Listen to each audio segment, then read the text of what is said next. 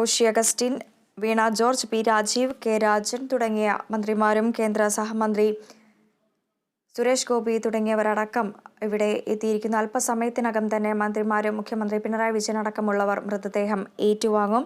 ഇതിനുശേഷം അടുത്ത നിമിഷങ്ങളിൽ തന്നെ എത്രയും പെട്ടെന്ന് പൊതുദർശനത്തിന് ശേഷം എത്രയും പെട്ടെന്ന് തന്നെ അവരവരുടെ വീടുകളിലേക്ക് മൃതദേഹം എത്തിക്കാനുള്ള സജ്ജീകരണങ്ങൾ ഒരുക്കിയിരിക്കുകയാണ്. പ്രത്യേകം സജ്ജീകരിച്ച ആംബുലൻസുകൾ തയ്യാറാണ്. 23 മലയാളികളെ എത്തിക്കുവാനുള്ള ആംബുലൻസ്, കൂടാതെ തന്നെ തമിഴ്നാട്ടിൽ നിന്നുള്ള തമിഴ്നാട് സ്വദേശികളായ 7 പേരുടെ മൃതദേഹം എത്തിക്കാനുള്ള ആംബുലൻസുകളും ഇവിടെ സജ്ജമാണ്. കർണാടക സ്വദേശിയായ ഒരാളുടെ മൃതദേഹവും കൊണ്ടുപോകുവാനുള്ള ആംബുലൻസ് സജ്ജമാണ്.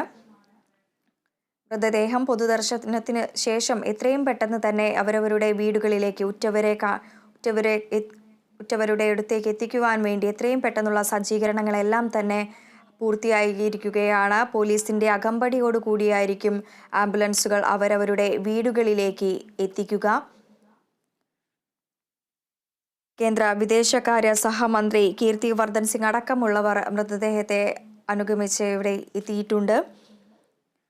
കാസർഗോഡ്, കണ്ണൂർ, മലപ്പുറം, തൃശൂർ, കോട്ടയം തുടങ്ങിയ ജില്ലകളിൽ നിന്ന്, സംസ്ഥാനത്തെ വിവിധ ജില്ലകളിൽ നിന്നുള്ള സ്വപ്നങ്ങൾ ചിറകിലേറി കുവൈത്തിലേക്ക് എത്തിയ ആളുകളുടെ ചേതനയറ്റ ശരീരമാണ് ഇപ്പോൾ നെടുമ്പാശ്ശേരി വിമാനത്താവളത്തിൽ എത്തിയിരിക്കുന്നത്. പത്തനംതിട്ട ജില്ലയിൽ നിന്നാണ് ഏറ്റവും കൂടുതൽ ആളുകൾ മരണപ്പെട്ടത്.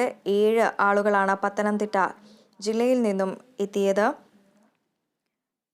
ഇപ്പോൾ ആന്റണി ഉണ്ട്. ആന്റണി, ഇവിടെ പൊതുദർശനത്തിനുള്ള ചടങ്ങുകൾ പുരോഗമിക്കുകയാണ്. അല്പസമയത്തിനകം തന്നെ മുഖ്യമന്ത്രി പിണറായി വിജയൻ, മറ്റ് മന്ത്രിമാരടക്കമുള്ളവർ മൃതദേഹം ഏറ്റുവാങ്ങും. വിശദാംശങ്ങൾ. അവർ അവസാനമായി എത്തിയിരിക്കുകയാണ്. ചടങ്ങുകളിൽ അകത്തെ കസ്റ്റംസിന്റെ അടക്കം എല്ലാ നടപടിക്രമങ്ങളും പൂർത്തിയാക്കി മൃതദേഹങ്ങൾ ഇപ്പോൾ കാർഗോ ടെർമിനലിന് മുന്നിൽ പ്രത്യേകം സജ്ജമാക്കിയിരിക്കുന്ന ആ വേദിയിലേക്ക് അല്ലെങ്കിൽ ആ പന്തലിലേക്ക് എത്തിച്ചിരിക്കുന്നു.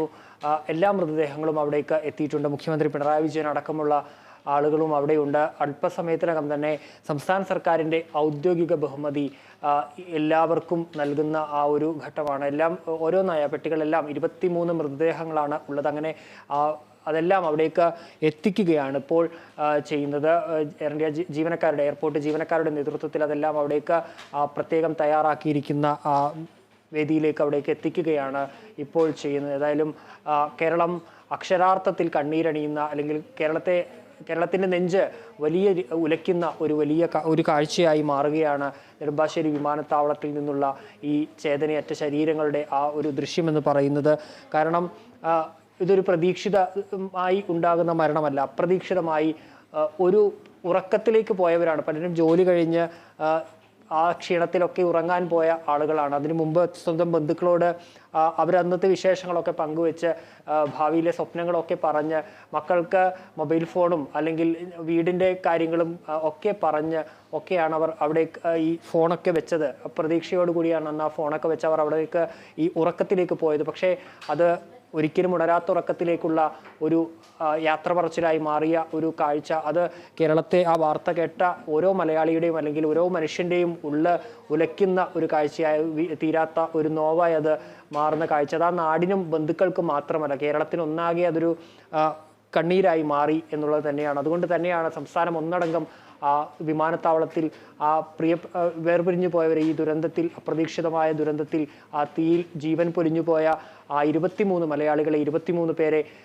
അവർക്ക് അന്ത്യാഞ്ജലി നേരാൻ, അവർക്ക് അന്ത്യയാത്ര ചൊല്ലാനായി അവരവിടേക്ക് സംസ്ഥാന മന്ത്രിസഭ ഒന്നടങ്കം അവിടേക്ക് എത്തിയിരിക്കുന്നു. അതിന് പുറമെ പ്രതിപക്ഷ നേതാവ്, അതുപോലെ തന്നെ BJP സംസ്ഥാന അധ്യക്ഷൻ, കേന്ദ്ര സഹമന്ത്രി സുരേഷ് ഗോപി, മുൻ മന്ത്രി വി മുരളീധരൻ അടക്കം നിരവധി രാഷ്ട്രീയ പ്രമുഖർ, MLA-മാർ അടക്കം, അതുപോലെ തന്നെ നാട്ടിലുള്ള ഈ മരിച്ച ഓരോരുത്തരുടെയും ബന്ധുക്കൾ, നാട്ടുകാരടക്കമുള്ളവർ അവിടേക്ക് എത്തിയിരിക്കുന്നു. തമിഴ്നാടിൻ്റെ 7 പേരുടെ കൂടി മൃതദേഹം എത്തിക്കുന്നുണ്ട്. അത് ഏറ്റുവാങ്ങാൻ തമിഴ്നാട്ടിൻ്റെ സംസ്ഥാന സർക്കാരിൻ്റെ പ്രതിനിധിയായി തമിഴ്നാടിൻ്റെ ഒരു മന്ത്രി അടക്കം അവിടേക്ക് എത്തിയിട്ടുണ്ട്. അത്തരത്തിൽ ഇതൊരു വലിയൊരു കേരളത്തിൻ്റെ ഒരു വലിയ ദുരന്തമായി, കേരളത്തിൻ്റെ ആകെ കണ്ണീരായി മാറുന്ന ഒരു കാഴ്ച ഒരു സമീപകാലത്തൊന്നും ഒരുപക്ഷെ നമ്മൾ ഇതുപോലെ ഒരു കാഴ്ച കണ്ടിട്ടുണ്ടാവില്ല. ഇത്രയും മൃതദേഹങ്ങൾ ഇങ്ങനെ നിരത്തി ഇരിക്കുന്ന അല്ലെങ്കിൽ ഇങ്ങനെ കിടക്കുന്ന അല്ലെങ്കിൽ ഇത്തരം ഒരു കാഴ്ച, ഇത്രയും മൃതദേഹങ്ങൾ ഒരുമിച്ച് ഒരു പന്തലിൽ ഇങ്ങനെ കിടക്കുന്ന ഒരു കാഴ്ച ഒരുപക്ഷെ കേരളം അടുത്തെങ്ങും കണ്ടിട്ടില്ല. അതുകൊണ്ട് തന്നെയാണ് കേരളത്തെ ഇത് വല്ലാതെ നീറുന്ന കണ്ണീരോർമ്മയാകുന്ന, കണ്ണീരണിയിക്കുന്ന ഒരു കാഴ്ചയായി ഇത് മാറുന്നത് എന്നുള്ളതാണ്. ഇതിനപ്പുറത്തേക്ക് ഈ മൃതദേഹങ്ങൾ അല്ലെങ്കിൽ ഈ പ്രിയപ്പെട്ടവരെ ഇനി ചേതനേറ്റ ശരീരം ഒരു നോക്ക് കാണാൻ ഇനിയും കാത്തിരിക്കുന്നവരുണ്ട്.